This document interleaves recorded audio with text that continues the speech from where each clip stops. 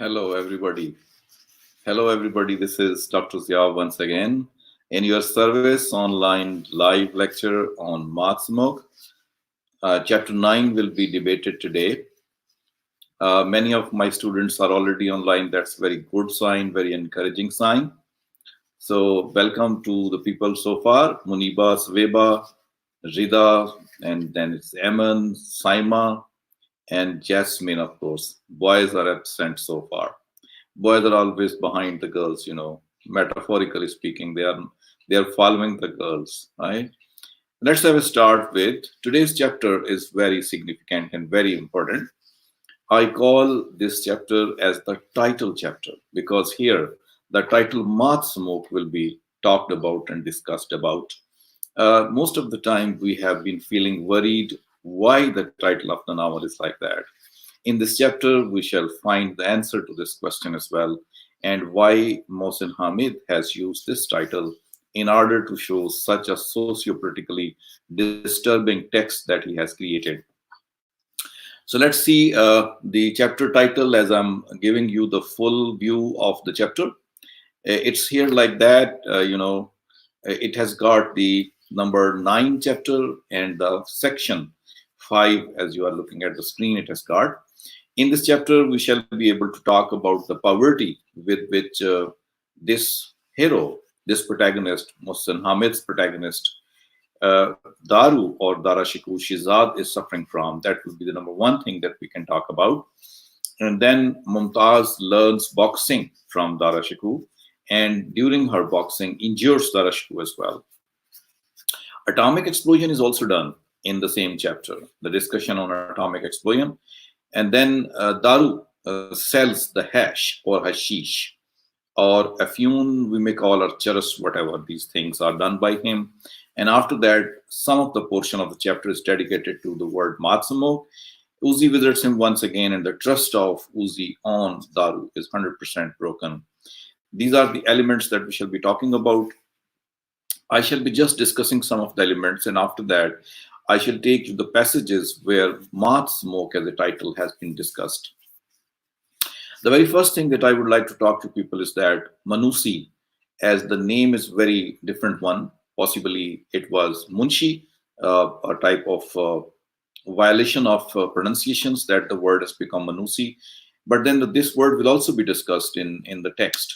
Mumtaz would say that this word is not Manusi, its pronunciation should be very much different, that Manuchi, a type of pronunciation may be there. Because she says that the name seems to be Italian, and in Italy or Italian language, double C is pronounced as cha sound, as we have some of the names of Italian people, like the painter, the famous painter Leonardo da Vinci was there. In that way, the name will be discussed as well. But here, Manusi becomes very much important. We are more concerned about the fact that he is important. How? Like when Darashiku Shizad one day gets up and he wants to spit, or he wants to clean his mouth from the spit and needs tissue paper, he orders his servant Manusi to bring tissue paper, but Manusi does not bring anything, and instead he brings a basket and says that there Dara can spit because the tissue papers have ended. This goes to show that the things are ending with the passage of time, and it's not possible for Dara to manage more and more articles of home to bring them. So that is why the poverty is being reflected. The power is not available. Phone is not working.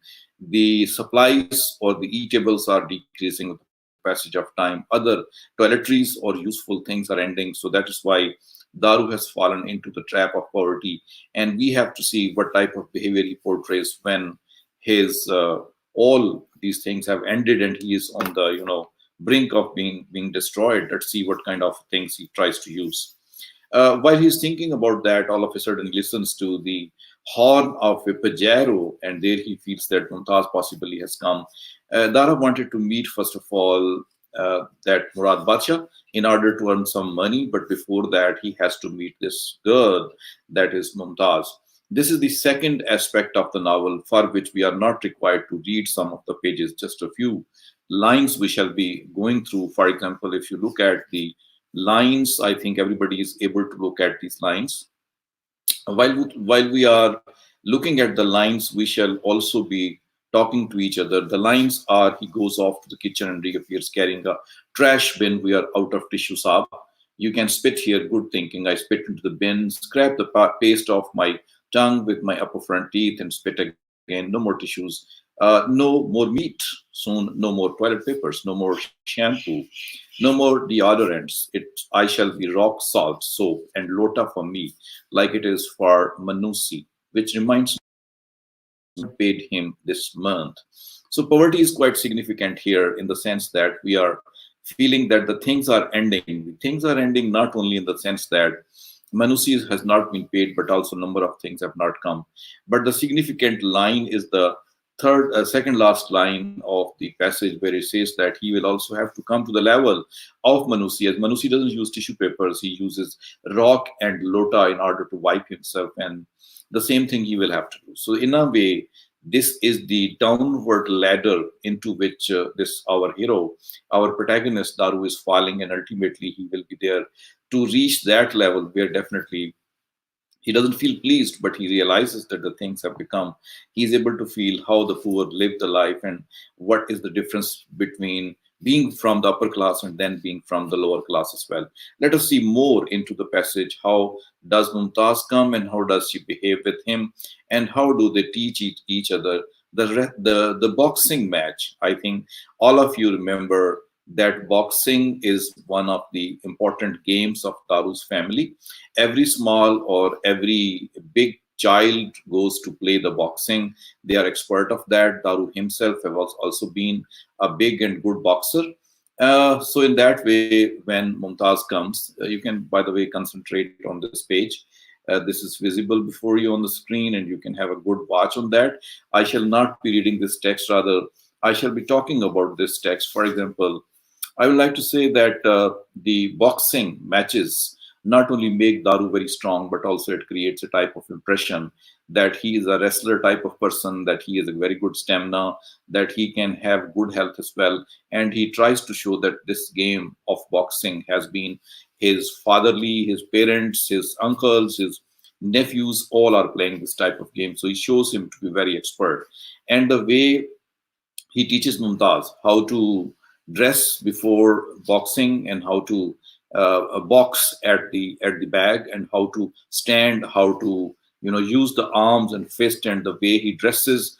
I mean, he puts the gloves on the hands of Mumtaz. All these goes to show that Daru is very much expert in this art, and he knows it very well.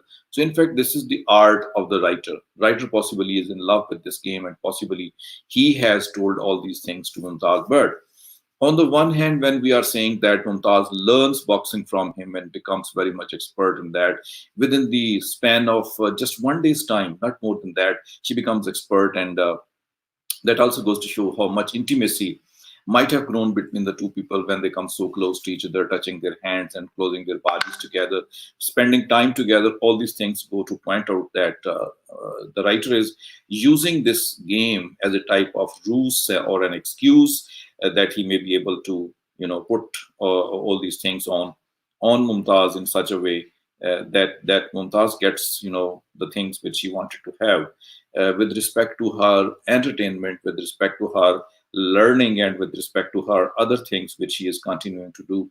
This incident provides this chance. While during this incident, when the competition is started between the two, who can hit? Definitely, Dara would not hit Mumtaz, but he allows Mumtaz to hit him. She tries many times, but is unable to hit him because he shows his expertise. But one time, when he does not move forward, does not save himself, all of a sudden he receives the very big shock that Mumtaz has hit him, and his face gets injured. Blood comes outside of that, and in that way, Mumtaz is able to prove her worth, and she is able to hit and injure into this man, Daru, as well. So in this way, this match ends on this type of situation that Daru receives a lot of burning, a lot of problem on his face, and Mumtaz shows her prowess of the fighting of the games. This is the type of woman she's got. So in this way, this game brings them very close to each other. They become more intimate as compared to that. Not only this is the most important incident in this chapter, but also we have another type of incident where some Multani has been blamed to be the person who is able to bring out the money from the pockets of the rich people. And this is the art, this is the technique with which most of the expert people would be able to bring out the money from the pockets of the very rich people. I think you are also very fond of the palm reading techniques. There is Alia or Alina, what's the name? Alima Multani, one of the people who is from Multan, or her name is simply Multani, that she is capable of reading of the palms of the people, and then she can get 500 rupee from 500 rupee from the person who is showing the palm, 500 for 1 hour. Mumtaz is a frequent visitor to this person, and now once again this Daru is going to be taken by Mumtaz there. The Daru doesn't have the money, and Mumtaz sacrifices the money for him. She gives 500 rupee to that palm reader, and Daru can spend many days with that 500 rupees. So in this way, Halima Multani is the person who is discussed as a palm reader. These kind of arts are quite famous and quite favorite with the rich people because they can pay the money, and this thing can be related to the darbars and shrines of the peers as well, living peer as well as the dead peer. Among the living peers, for example, we have a number of examples in Multan as well, that people come from far off places to pay the money. They are the rich one and they can pay the money as well. So in that way, that particular quality of the Pakistani people, especially living in Lahore and then living in Multan, that has also been indicated with reference to the kind of behavior the rich people have towards these superstitious kind of things. I say them superstitious kind of thing because most of the peers are not real. Some of the peers definitely may be, real one, and they may be having some good influence on them, but they do not do such things which are harmful for humanity. They do only things which are useful for humanity. But here we are seeing that the palm reader is able to make the people apes and to make them foolish and getting money out of them. So it's very easy in Pakistan to get money out of the people, pockets of the rich people. And Daru also thinks in that way, but still he is unable to do that. He instead falls into the trap of the wrongdoing. And that is why we have a number of other things which Daru is doing. So let's go next and see what Daru is further doing in getting money from these people, and how he uses the way that he may be able to get or extract money from the rich people. In this chapter, one incident is described about this. Daru prepares the money, a lot of money, from the exploitation of these rich people by selling hash to them. He gets this hash from Murad Badshah in 500 rupee only, and divides that into 5 parts. And these 5 parts he sells equally for 500. In that way, 2500s he is able to earn from the rich people. And one of the rich person, his own class fellow, who has met him in some cafeteria, and there he is there to pay him money and buy hash from him as well. Though he indicates that Daru is doing something wrong, and in that way he becomes upset also. He upsets Daru as well, and so he becomes angry with him as well. But so far the things are like that. Daru has to depend on such rich people. Now look at these lines which are green in color. Here the meeting with Murad Badshah takes place, and he makes him sit before him, and tea comes there, which we call doodh patti, and the sugar comes there, and in that way they enjoy the tea there, a very good drink of the Pakistani people. There is one man who's wearing Sindhi cap and is having saliva on his mouth as well, and he's talking about the explosions which have taken place in Pakistan at the time when Nawaz Sharif was the Prime Minister of Pakistan. And he made 5 to 6 explosions in Chagi. And therefore, a type of earthquake came, and the colors of the Chagi mountains changed, and the same thing is being debated here. But the explosions point out to one very bitter fact, that this is a country where the youth, like Daru, is turning to something negative, turning to something harmful, turning to something disadvantageous to the society, turning to joblessness and unemployment with huge rate. And that very nation is providing bombs to the nation as well. These bombs cost billions of dollars and rupees, but still bombs become so important. They are not that needed in a nation where the bread and butter is so much lacking and people are hungry. They need more of the food. They need more of the hospitalization. They need more the cares, and that is not realized by the high ups, and they spend more money on the weaponry. That is the capitalistic system and the war-mongering people and the fear generated by these war-mongering people, that we have to spend like that. So Mohsin Hamid has talked about these things as well. Everyone in Pakistan, maybe his Murad Badshah or his followers or his team members of rickshaw drivers, or maybe somebody else, even Manusi, feels very happy, and the people in the streets are talking that now they've become atomic power. What is the fate of the people changed after becoming atomic power? That's a big question. And that atomic power has not changed the fate of the people. It's going on the same way. Today, we are passing through disease, whatever it is. I don't want to comment, but it has been proved that no metro, no costly, roads or people or things can save us. No rich people can save us. It's only the hospitals and very good gear in the hospital which can save us. We should have spent more money on these things, which can be used for the betterment and improvement of the health and the lifestyle of the people, rather than doing this type of thing, spending huge money on unnecessary things. But I am a professor, and so I have no right to comment on such things. But still, the time has made it important for us that we are going somewhere in the wrong direction, and we need to set our directions right. The use of the atomic bombs in this chapter, explosion in this chapter, that has also been done by Mohsen Hamid to point out the same thing, that first right of the people is to get food and education, hospitalization, and later on these things can be done if the money is there. But this has been done, and that is why the consequences are still there. Now we have to spend even more money in order to protect that atomic devices, or we have to use special gear, special weaponry type of thing in order to save that. The only solution is that now India will not attack us, and still the fights are going on and everything. So this much debate is quite sufficient on the idea that the a nation which can afford, ill afford rather, the food of the poor people, employment of the poor people, that has been able to, spend a lot of money on atomic bombs or getting this type of weaponry. Okay, then let's proceed further and talk about something more, which is really very important in this chapter. If I think you are watching the screen, you may be able to follow the pages, the turning off of the pages. All these pages talk about the atomic bomb, and everybody is talking like that.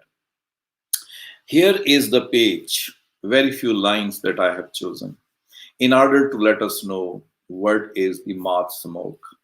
One day, when the hero Darashiku Shizad comes home, he finds Manusi that he is sitting on the ground and is watching very keenly the burning flame of you know one of the candles he's watching actually, and is watching very intently. Power is off, of course.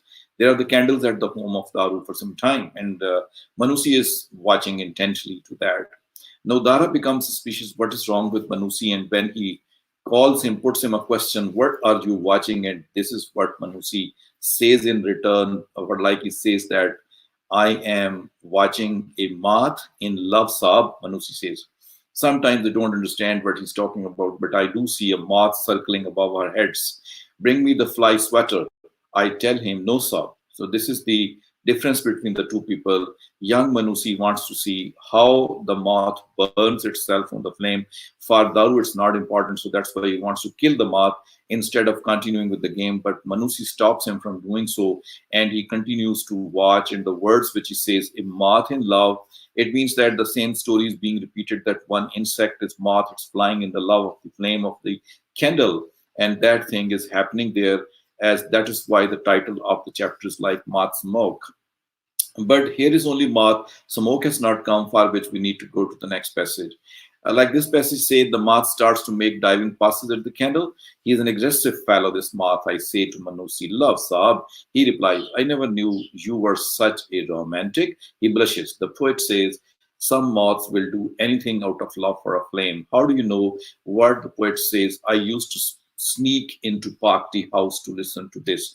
Now, these are the lines which again throw more light on the love of the moth for the candle.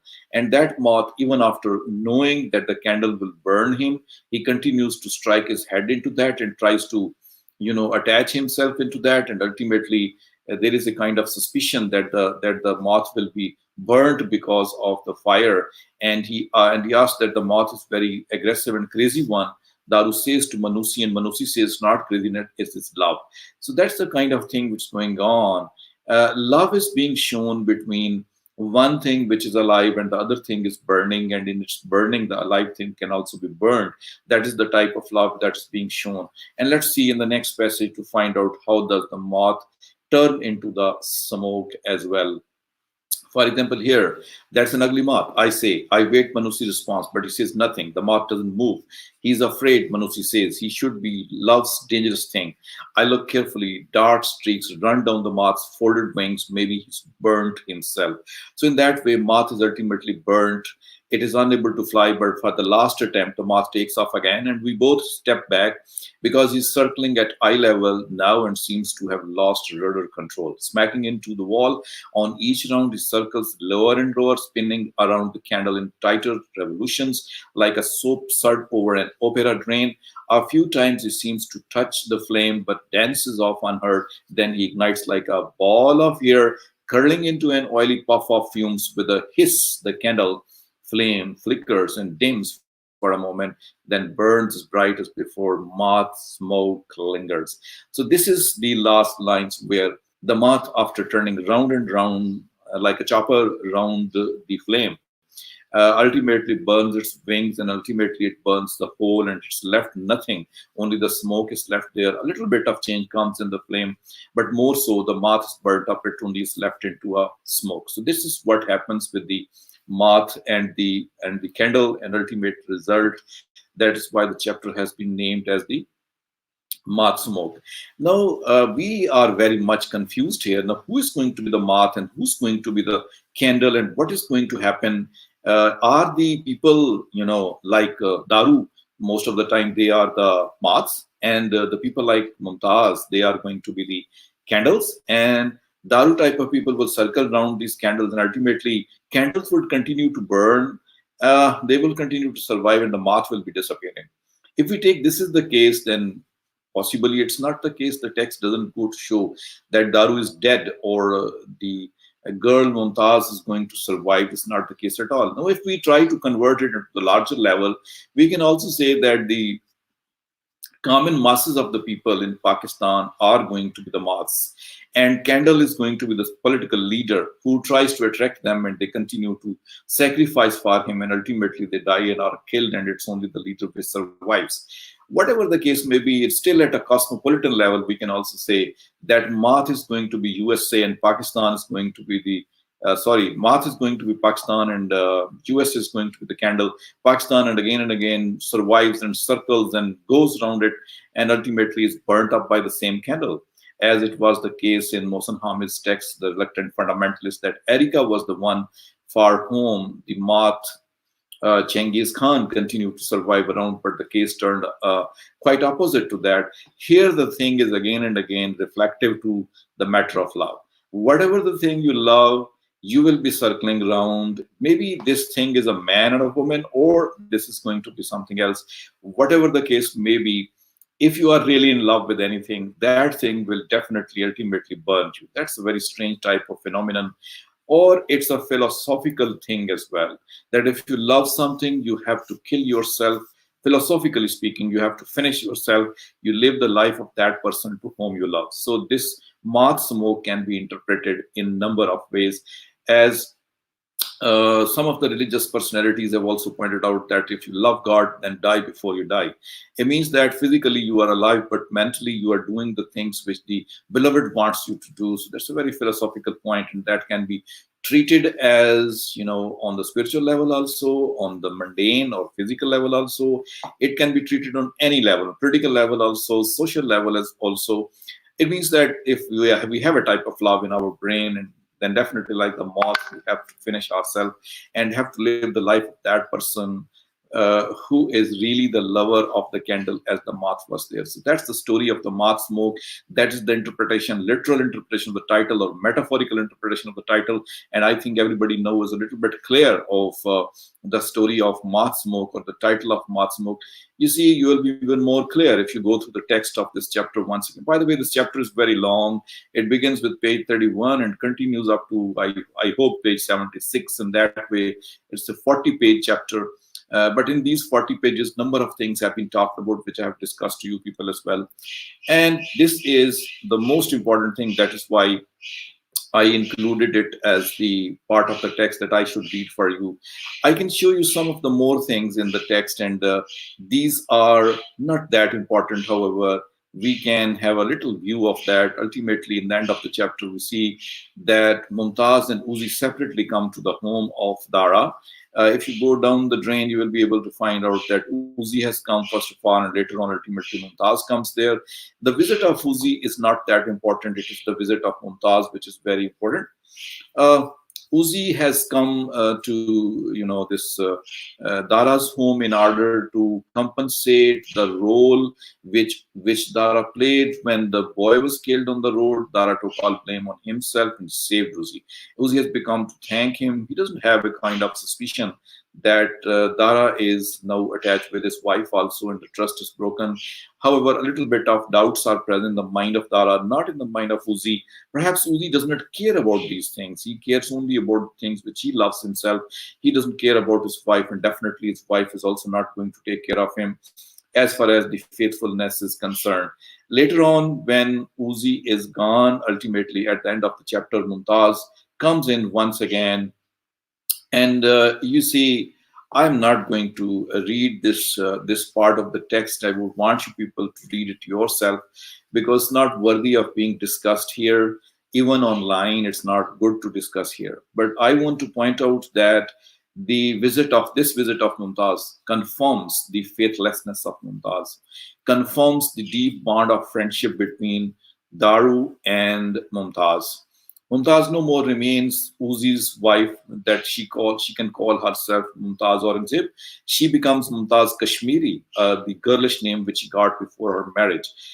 In the same way, we also have the point that Daru, before doing all these things, was feeling a little bit of remorse, a little bit of upsetness that why he is becoming so bad, that he is in love with the wife of a friend, the childhood friend, the school friend, but still he carries on all that, and his joblessness and unemploymentness and his poverty all go to prepare him. And it's also the kind of one can say the nature of Mumtaz herself, who doesn't feel satisfied at her home. She needs more space. She needs an air conditioned car. She needs an air conditioned room, and she needs a type of more time which Uzi is not giving. She needs a man to be for her. She needs a person who should stand by her whatever she wants to do. Possibly the rich Uzi is more behind the money, earning more money, less paying attention to that. Even the motherly feelings are not there to keep Mumtaz in her boundaries. She even tries to hand over Muazzam to somebody. Muazzam is the name of her son, and she hands over that Muazzam to someone and tells to Daru that she's ready even to leave Muazzam. So that is not the motherly feelings that have prepared Mumtaz to come to terms with her role as a mom or role as a wife. She remains more a girl and plays more a girl with Daru. So that is the kind of situation as far as the faithfulness, as far as the relationing or relationships of the upper class are concerned. This is the type of thing which is happening. So we can see that Daru, as far as the financial curve is concerned, he is coming down to the poverty bottom.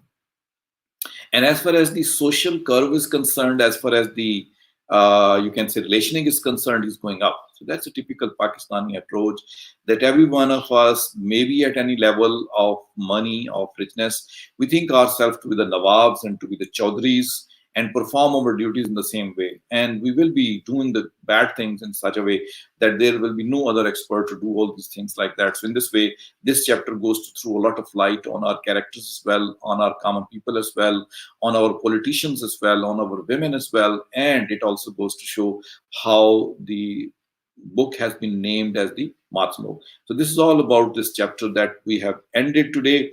We may be able to go further into this book rather, and trying to find out more interesting things in the book. But you can see that we have covered more than half of the book. In that way, a few one or two chapters more would be quite sufficient. And after that, we can talk about the major aspects of the assignments of this novel. Okay, so the questions are here. By the way, everyone is required to uh, treat these lectures just as a type of teaching, and unless the feedback is there from the students, it's not possible for me to continue. And the feedback is very poor from you people. I had advised last time also that very short questions, very short answers of the questions may be prepared. Like here are 5 to 6 things that we can discuss. I mean, what proves that Daru has become very poor? This is the first question. And secondly, the question can be, how does Mumtaz learn boxing? And then what does the writer say about atomic explosions in this chapter? And after that, it could be the Math Smoke title. What is the reflection of the writer on this very thing? So these are some of the 3, 4 questions that we can attempt. These are the topics. Let me repeat: poverty of Daru, Manusi's role, Mumtaz boxing, and after that, explosion, atomic explosion, and then Daru's hidden business, the black marketing, what he does with that, and Math Smoke, the title. These are the titles on which maybe writing 150 words, quoting from the text also, and showing me how you have done it. Because the process of education cannot complete unless the online sitting student gives the feedback. So you people are required to give a lot of feedback as well. So these are the topics I expect from you people to come up with these topics. And now I will be answering some of the questions as well. I am looking at 2 questions, which one has been asked by Muhammad Bakas. Sir, as students, can we play any role to stop poverty from the society? Well, you people being a student can do only one thing: to learn the things as good as possible, to acquire the skills as good as possible. No, it's the job of the society to utilize your energies and your skills in such a way that society gets benefit, you get the benefit, and ultimately whole society progresses. So here, a lot of things are to be blamed on society, not only on individual, that we pass through the examinations by hooks and by crooks instead of being creative, learning anything. Look at your group, which is learning with me. People are not ready to write even a few words and send it back to me. People want to get rid of that. People just want to attend the lecture, and that perhaps too with some reluctance. But still, if you people are not doing these things, tomorrow you don't have any rights to claim on the society that if you got the degree of master's, no society is responsible for that. First, develop your skills. First, develop your hard creative activities. First, become experts, and only then you can have a claim on the society. And then society is to be blamed if it does not work well in order to provide jobs, official or unofficial, or at least the job opportunities to the people. Then we can blame the society. So on both ways, the things go there. Golsher says, can we say that Mumtaz is a candle and always wants a moth around ready to burn? Of course we can say. It's a very right comment. In fact, the context of the novel goes to prove this idea that Mumtaz is definitely the moth, the candle, and the man who is around her is going to be moth. But then again, victory is that of Mumtaz. Moths will be burned up. Uzi will be burned up psychologically, and this man will be burned up physically as well, in his own pangs of conscience, that what he did with the wife of his own friend. So in this way, definitely this woman is going to be the candle. And well, with 1,000 apologies from my female students, possibly most of the time it is the female who is the candle, as Urdu poetry has also been pointing out most of the time. Rao Junaid has come up ultimately after performing his duty in 1122. He says the question, sir, we can take Uzi as candle, Mumtaz as candle, and Daru as smoke. Well, roles continue to shift. It is not the case that one's role is quite final. Sometimes, in your class also, you might have seen that you people become the teacher and your teacher becomes the student. So in that way, roles continue to change. We cannot say that only a woman can be candle. Yes, a man can also be candle. Well, I don't want to say anything, but you might have understood that some boys are there who also playing the role of the candle. But then it is the matter of love. The thing which you love, you have to become like her or like him instead of maintaining your personality. Love demands that your personality should vanish, should disappear, and you must be dedicated to that person whom you show the love. In that way, metaphorically, this thing can be taken. Aman Zara says, is it true? What is it true? I couldn't get your question. What you want to ask, which thing is true or not? Can you talk about the thing, Aman? Let me see if I have any other questions on the upper list. Wakas's question has been answered. Aman Zara, sir, like Daru, simple people want to enter in the circle of elite class but end up in the smoke. Yes, this can also be taken in the sense of moth smoke as metaphorical importance. Umayya Atiq has put a question there. Mostly the educated people do not believe in these kind of things. As we know that Mumtaz was an educated lady, then why she believed in palm reading? Yes, that's very interesting indeed. I will talk about Raw Junaid's question as well later on. But first of all, Umayya Atiq's question: why an educated person would like to talk these things, would like to believe on these things? Well, there is a very hungry, greedy, superstitious, and a very simple person, very innocent and naive person is sitting inside every one of us. That person doesn't want to do hard work. That person wants to gain power without doing anything. That person is always in search of some remedy for his problems instead of working rightly on the things or the skills learned by that person. So that is why this thing happens. As in our society, people believe in doubling of the currency notes. Some peers would come and they would say, okay, the currency notes can be doubled. Everybody would believe on that. Everybody would like to do that. So in that way, that hungry and greedy person sitting in us, that innocent and naive person sitting in us, and then the attraction or then the fear, these things contribute a lot in order to convert even an educated person to become a follower of these things. And as far as Mumtaz is concerned, the pastime is required to the rich people. The pastime they want, sometime by playing and sometime by being played on by the other people on them. For example, a palm reader gets money out of them. So many people are very clever that they have invented certain ways and means with which they are able to capture money of the rich people. They can bring, as Daru is able to bring money from the pocket of a rich man, in the same way, this Multani woman is able to bring money from the pockets of the rich people. Different ways and methods are used. So that is why Mumtaz fails to utilize her education and becomes simpleton, just like a simple, uneducated woman, to believe in these kind of things. I'm going down because Yasmin Majid, no villain, Umayya Atiq, Junaid is a moth, my goodness.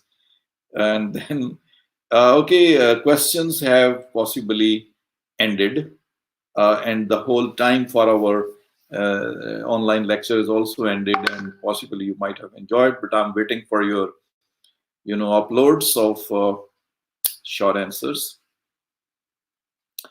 We will be meeting again on Monday. Hopefully everybody will remain okay in this disease of coronavirus. Everybody will be remaining happy as well, and nobody will fall ill. This is my prayer for all of you.